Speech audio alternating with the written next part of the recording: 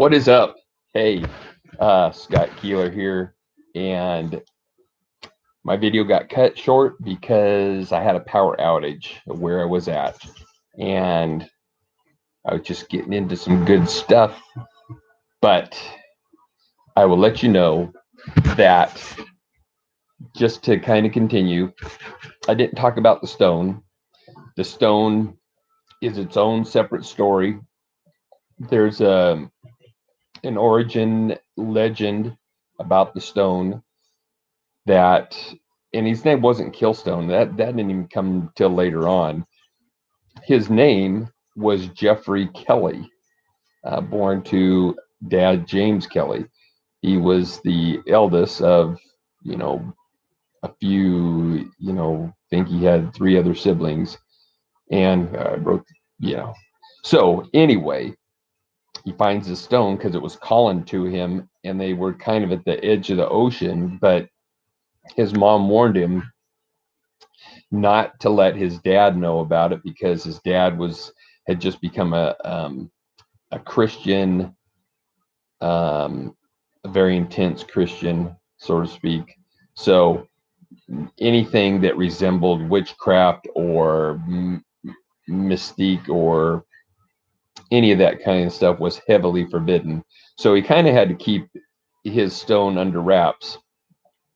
And this would kind of continue through the whole place. But in the realm of fantasy, let's say, he's met by a person that kind of guides him through this. And we'll go into more of that as it goes. But basically, the premise of the story is this: his family being persecuted by Romans Romans were not officially Romans at this point in time, because we're set in about 480 to 500 BC or AD. Technically, the Romans had pulled out, but there was still factions of centurions that did land grabs and that kind of stuff. So they were still there. They still had little armies that were built up kind of around, and they were in Ireland. They were also in England and Scotland. I mean, the countries that we know today, but they weren't called that then. But they escaped Northern Ireland. They got into what's present day Scotland, which was the land of the Picts, and they made it. They kind of had to work their way all the way up to the northeast corner of what will be present day Scotland, and they ended up in a town called Aberdeen. Now, anybody that knows geography of Washington State knows that there's also a town called Aberdeen in Washington State. Kind of ironic, huh? But they were there. They were boat builders. They were the best boat builders. But guess what? There was, at this point in time, wasn't unheard of for chieftains, if you want to call them that. They were the leaders of their tribe or several tribes or whatever, and they get together and they want to attack other people. This has been kind of human nature for forever.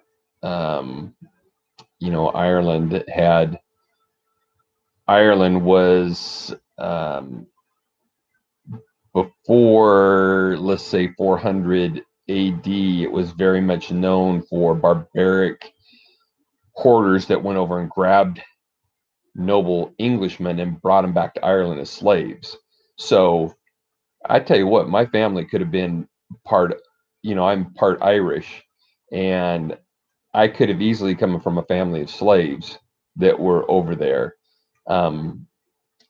That's just the case in point. So slavery has been going on forever and ever, back in the different cultures. It's just, sometimes different ones get more propaganda than others, but the idea that humankind has not always been the nicest. In fact, most of mankind has been rather cruel and inhumane, and that's just the way it goes. The power goes to the bigger brutes. But in the end, the smarter people usually figure out a way to overcome the brutes at some point in time. Anyway, I digress. The premise of the story is there was a faction that was going to go into northern, which was called Northumbria at the time, was going to go in and wipe out a whole bunch of Picts to, to take over a land grab, more or less. And this clan that the Kellys belonged to just happened to be one of the prime targets because they had these boats. And they made these great boats they'd sold to different tribes, that would go out and do fishing and that kind of stuff. So as they learned of this horde of army coming towards them, they made some plans. They escaped. Several of them escaped, and it's how they did that was through this evasive guerrilla type war that took place. But they boarded these ships and they made their way into what would be today present day Belgium, pretty much. They kind of went up a river, and then they had to deal with the people over there because let's face it, you go from you know out of the frying pan and into the fire type of thing. So, but because he had the stone, and the stone, its basic first big power function was the ability to influence those around you. Now, this might not sound like, like a superpower type thing where you wield a sword and cut down all your enemies, but the power of influence is so heavily important, and so Jeffrey, who is going to become Kilstone, bigger man than normal. I mean, he's not like a giant, but he's on the bigger side of people of his day, and but instead of using force, he uses the influence of the stone to negotiate different aesthetics of getting into the land. And through the course of the next 30 years, they're going to trek their way through the Eastern Europe into Asia, what would be known as Russia. They're going to go through there. They're going to run into the Mongols along the way, which is not going to be a pleasant time. And there's going to be some befriending of wolves that are going to be, I think you might find this very interesting. The wolves play a major part. There's going to be 3 of them. And I love wolves, just as a side note. I think they're one of the greatest animals that ever.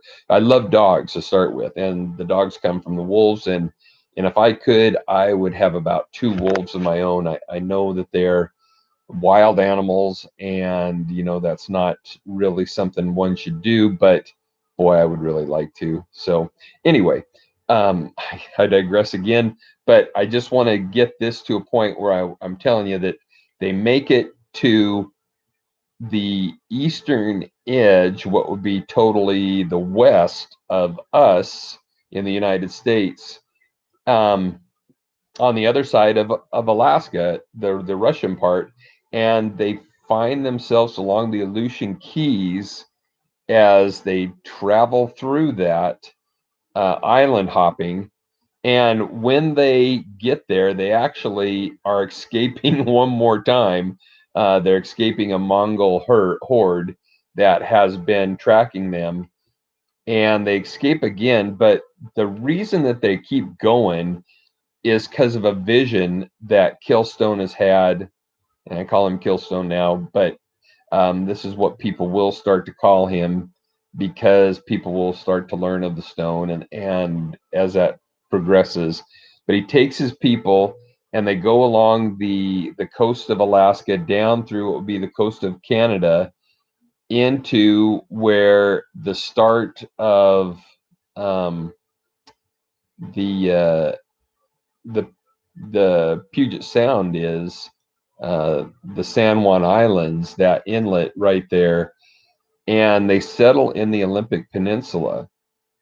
And it's rumored, and I'm going to take a team of people, some archaeologists, and we're going to get some LADAR stuff, but it's rumored that the remains of his castle that he built in the Cascades is somewhere over there. It's now the point of Aberdeen is a secondary city that they came up with later, but when they originally got there, they were great friends with the Indians.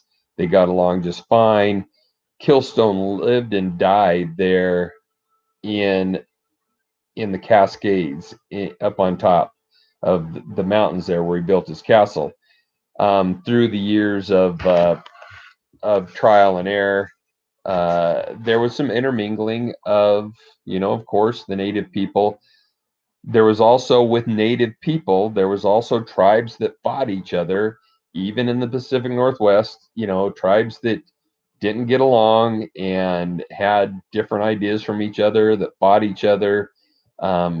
Brutal. And some liked these white men, some did not. Kilstone's son made it and really settled the colony of Aberdeen. Now, what happened to the stone on Kilstone's death is still a mystery to this day. However, it's rumored that the stone was taken by his son, and that it ended up over, it ended over like in the Great Lakes, as time would go on. There's another rumor that it was intercepted by some people that took it back to England, and that it was kept under lock and key by a secret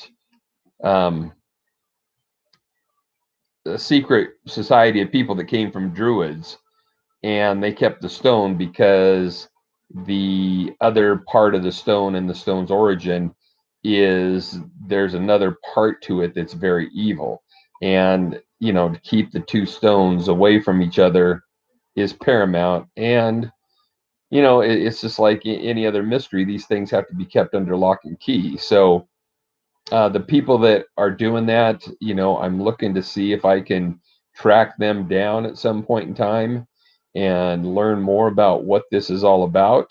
But in the meantime, I needed to write this story, and the story of Kilstone the Great.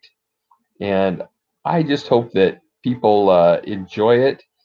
If they want to research some of the history that's around it, I'm a history buff, and there are a lot of things that are factual. It's going to be a great time. It's going to be very entertaining, and it's going to be part of the storyteller series. It's looking forward to being the storytelling dogma of those people that want to join the storytellers. And that is, a wide range of things. So this is Scott Keeler, and I am saying bye for now. Expect more to come. It's going to be a great ride, and we are going to have a good time. See you later.